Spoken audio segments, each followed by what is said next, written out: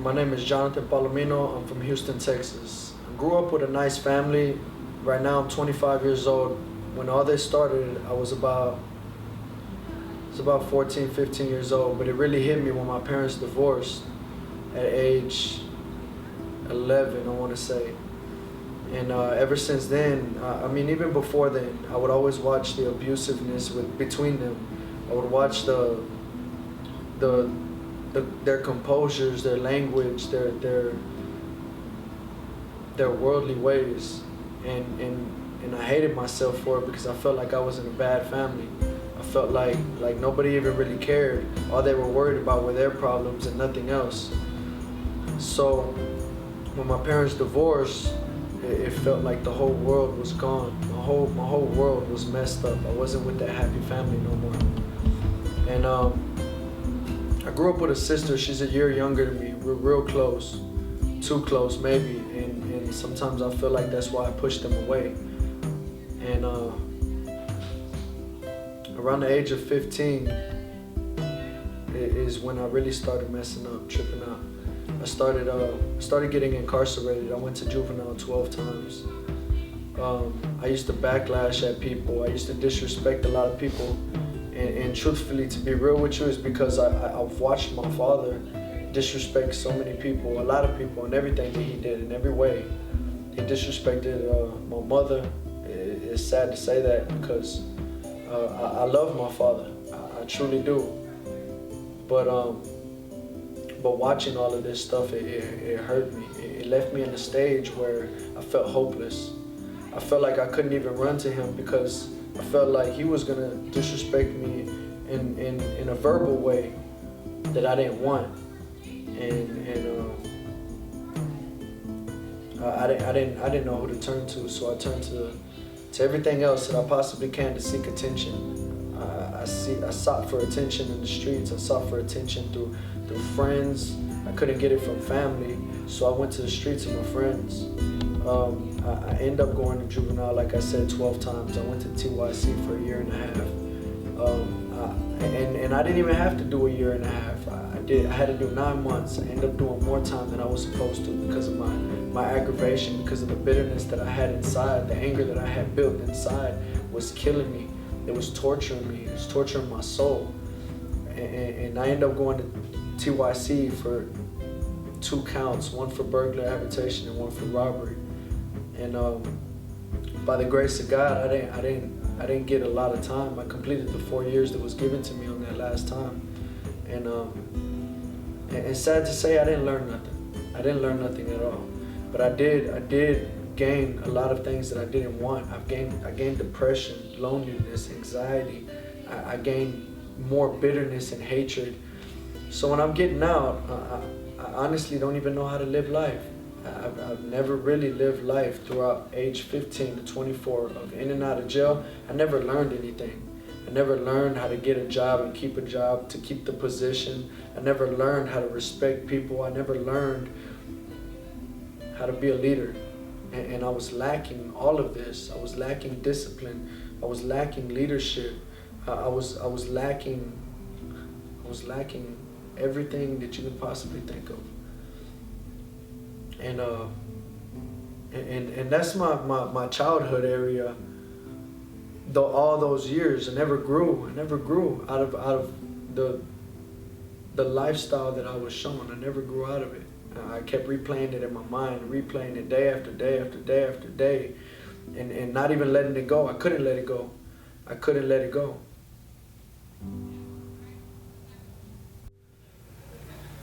And I heard about the Dream Center through my manager, Robert Olivio, one of my greatest mentors that I can possibly think of, and he's helped me out a lot. Robert Olivio is a businessman who has a family business through a trucking company. I was working there for about 2.5 months when he brought this up to my attention. You know, I was working good. I was going to work, showing up, and that was the longest I've ever held a job. And so after a while, a lot of things started getting to my mind. I didn't like the rules in the home that I was living in. I didn't like the curfew. I didn't really like living there. for one, because they wanted me to do right when I wanted to do my own things. And I stopped going to work, and for a whole week, I stopped going to work. I called my manager because he texted me on Easter, and he told me, he's like, man, I want you to be with your family. Happy Easter. I hope you have a great one. Just remember to spend time with your family. And so tears are flowing out of my eyes. I received this text message sleeping in my car. I received this text message and I just started crying. I haven't showered all day, the day before, and then I'm waking up. Just felt filthy and disgusted by how I was living and what I was living for. I was living for my flesh instead of my spirit. And so now in all this, my manager tells me, I want you to do good and I want you to do better. And there's this place called the Dream Center, and it's out in Abilene, Texas, which is about 8 hours away. So I go with everything that I have and I leave to come down here and change my life. A life of torment is what honestly led me to the Dream Center. I was not living right. I was living under the circumstances of I can do whatever I want, when I want, and how I want. I was never respectful. I never gained anything in life. I've never completed anything. So I knew that I needed to come to the Dream Center to complete the task of giving God my life. And in order of doing that, I had to sacrifice everything I had. I had to sacrifice my job. I had to sacrifice the life that I had to come down here. And even though I didn't even want to sacrifice anything, all I wanted to do was live for me. I don't know how many times I got to say that, but it's true. When we try to live for ourselves, the only thing we're worried about is self instead of others. Because when we're only worried about self is when we're hurting others. And the main priority is to help others and to see the true light. And I always knew that God had a plan. We always know that God has a plan, but we always run from it. I know I did, like Jonah. So basically I had to come down here to change my life.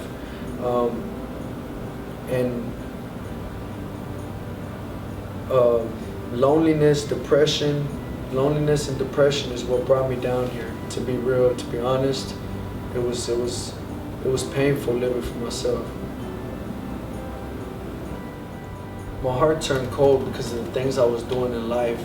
Of course, I didn't love myself. I didn't like who I'd become. Years after years after years of hating myself and having anger and bitterness, I started disrespecting my mother to a high scale. I started telling her things that normal kids don't tell their mother. I started living in the streets. My mother used to kick me out a lot.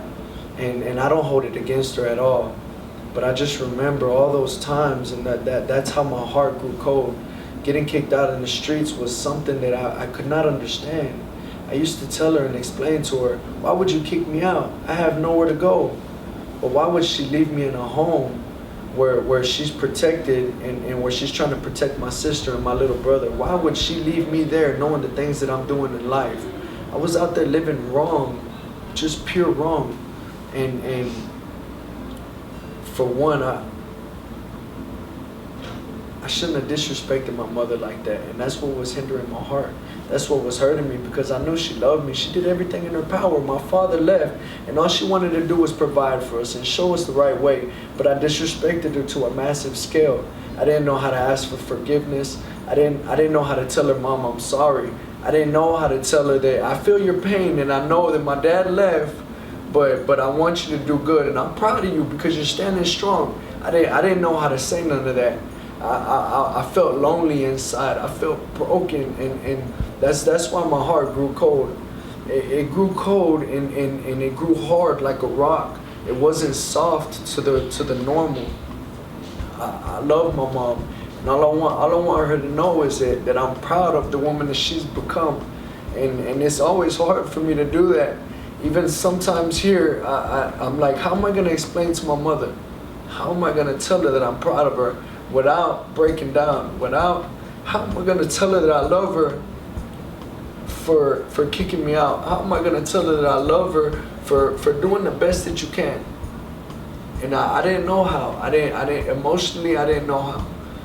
Physically, I didn't know how. Spiritually, I didn't know how. And that's what was killing me, because I couldn't seek the truth. I couldn't seek the truth. And that's what my heart was growing cold from. I want to become the greatest architect that there had ever been in this world. For one, I want to go back to school and learn everything that I can about it, and even more, because I believe that God will open doors that no man can shut, and I believe He'll shut the ones that I'm not supposed to go through, or that any man can open. I want to become the husband that my father wasn't. I want to become the father that I've never had. And I want to do it for the glory of God. Not just me, or not just for others. I want to do it for the glory of God, so that He get all the praise and honor. And I want to give Him my all, with everything that I have, with all my strength, and with all my love, and with all my joy.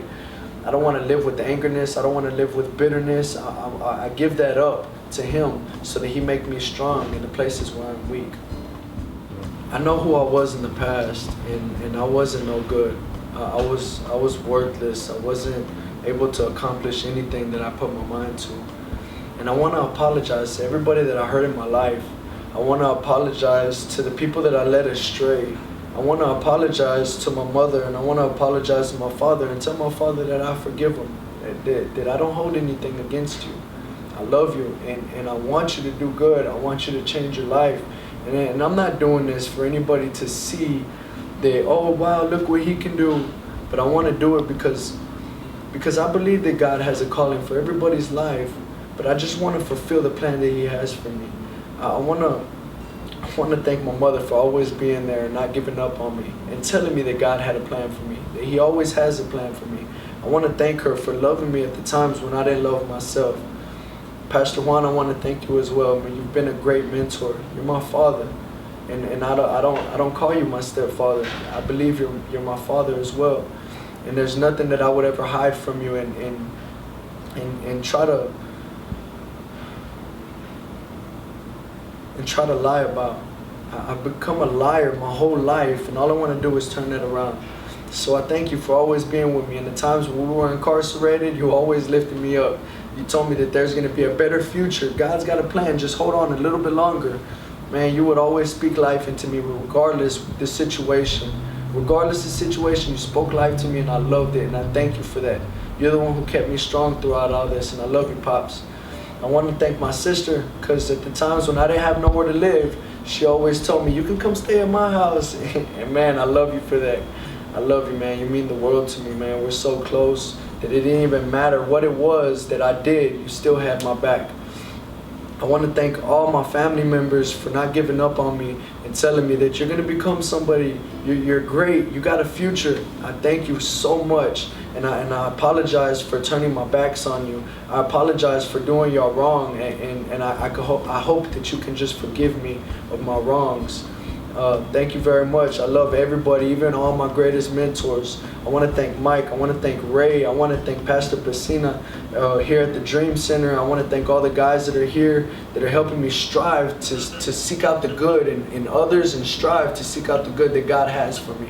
I want to thank you, because without y'all I would be lost. If this Dream Center was not open, I'd be lost. If it wasn't for the guys that are fundraising, going out there, selling the banana bread, selling the crosses, doing what they have to do to bring whatever it is that God wants us to get, I want to thank y'all, because without you, this Dream Center wouldn't be open. Thank y'all very much for being a huge inspiration in my life.